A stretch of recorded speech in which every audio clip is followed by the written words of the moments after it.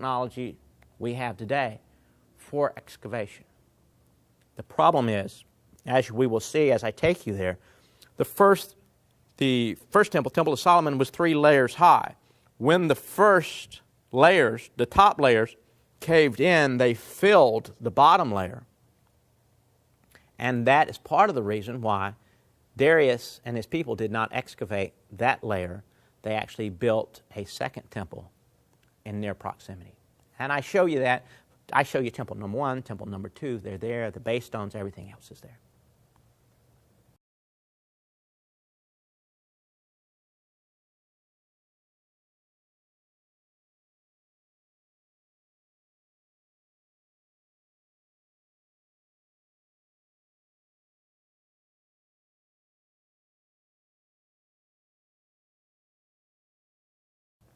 One thing that people miss in their quest for understanding and discovering Solomon's temple is there's a number of things they miss, like geography, timeline issues. I mean, we don't have an accurate timeline on David or Solomon. Therefore, they don't know where to, in history, what to be looking for. Traditional theology fluctuates in that period by 300 or 400 years. They really don't know. We do, and we'll help you out in that way. Geography, they're thrashing around in the dark, looking around for where these people settled. We demonstrate that there's a number of things in the Bible that have to line up in order to understand and locate the geography. And there's only one piece of geography, there's only one spot on earth that fulfills the geography qualifications. There's only one temple structure on earth that fulfills the temple structure. There are a number of things that we take you through, help you out, show you how to read it, how to know it, and we take you there and everything's there. One thing that people miss is we miss the evolution or the devolution of the temple itself. Many people think that if they find the Temple of Solomon, it's going to be covered in gold and all like this. By default, that cannot happen. Temple number 1, 1 Kings 6 temple, is not covered with gold.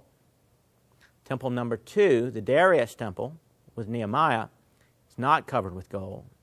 And temple number 3, which is Herod's temple in modern-day Jerusalem, is not covered with gold either. It's not there. Meanwhile, when we go back and look at the original temple, we're talking about temple number 1 and temple number 2, the critical temples, the temple of Solomon, the temple that David and Solomon arranged to have built.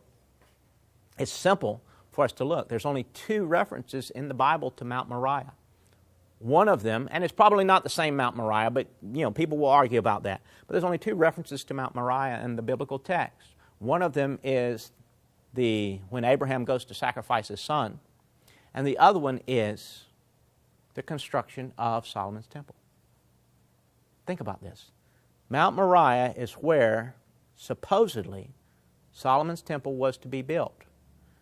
Every artist rendition I have ever seen has the temple on a flat plain, square, rectangular structure. Arguably, if your temple concept and your artist rendition is on a flat plane, because of the Mount Moriah reference alone, it is in error and it's misleading you. Interesting as well, it's supposed to be on a threshing floor. It cannot be on a threshing floor if it's on a plain. That would be in a field. The threshing floor is high, and I'm going to show you where. There's a mountain structure, a mountain temple structure that is going to blow your mind. We have found Solomon's temple, and we want to take you there. We want to take you there in our books. Go to our website. Check it out, solomonseries.com. Tell your friends about it. Test it. Check it out. Have fun.